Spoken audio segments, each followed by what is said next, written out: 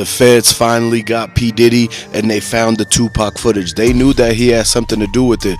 That's why after all these years, the karma's coming back on P. Diddy for what he did to Tupac, Biggie, Cassie, and everybody else. If you guys are fans of Tupac and you want to get justice for him, put 222 in the comment section. Make sure you like this video, subscribe to the channel, because now they really about their business about getting the justice for Tupac. It's been way too long, and a lot of people have been telling them that they've been waiting and there has been nothing that's done right now. If you look at it, they got Keefe D in the holding tank, and he's basically trying to tell him everything he can to get out of his whole entire bid.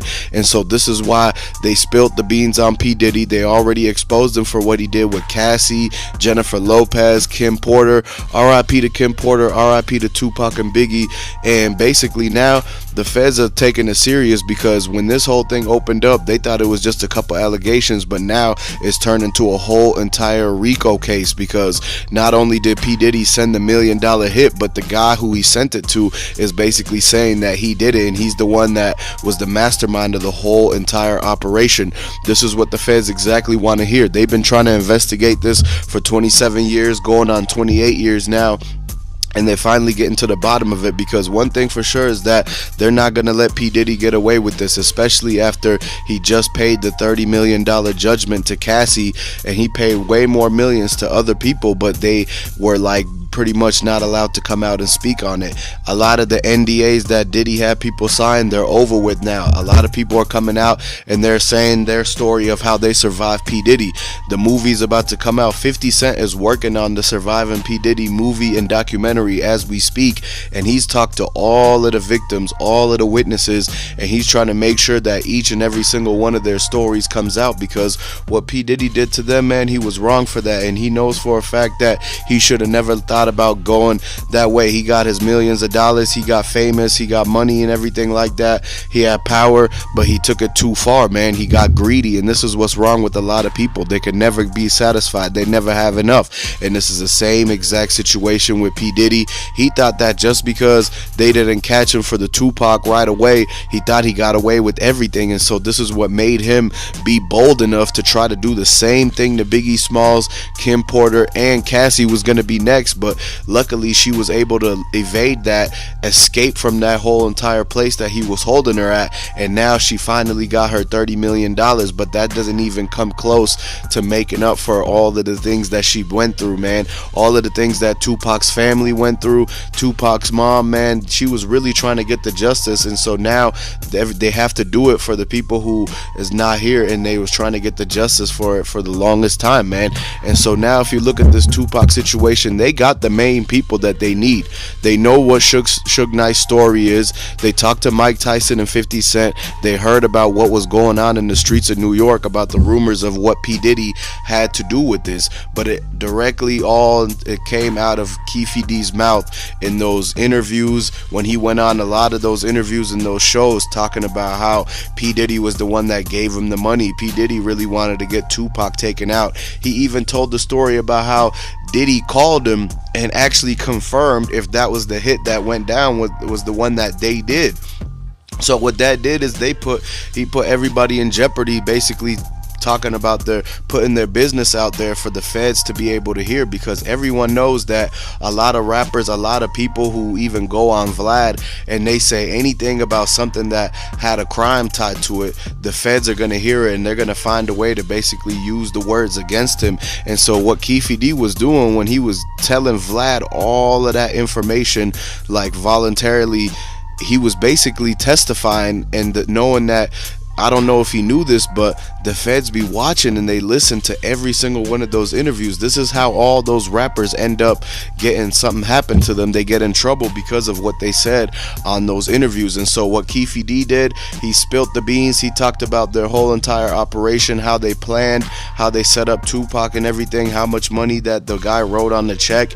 And then he even told him about the fact that he passed the strap back to his nephew and everything. He put his nephew on the line and everything like that. And so at the end of the day, they realized that Keefe D, he's willing to talk and he has a lot of information pertaining to this case, and this is why they let him keep going on and going on, because they knew that if thought he was telling somebody to get famous or to get more eyes and attention on him, because he got paid for them interviews. So he thought that, oh, maybe he could get another one and another one if he gives out the real details of exactly what happened. He went against his own code of conduct. And so a lot of people are looking at Keffe D like he pretty much snitched on P. Diddy, but they all got affected by the karma because they should have never been involved in doing this to Tupac.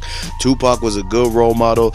A lot of people in the whole country, they were more fans of Tupac than they were of Diddy, Snoop Dogg, Suge Knight, or any of them other people. And a lot of people think that just because Keffe D and Snoop Dogg are both from LA, or they live in the same area and they basically walk the same path every day, that they had to have known each other. And this is why they throw in Snoop Dogg in the mix, because they know for a fact that he was the main rapper before Tupac came on with Suge Knight under the same label. And so this is the reason why they had some, like, there could have been some unresolved issues. There could have been issues between Diddy and Suge Knight that spilled over into Tupac. It was also the East Coast West Coast beef was going on at the same time.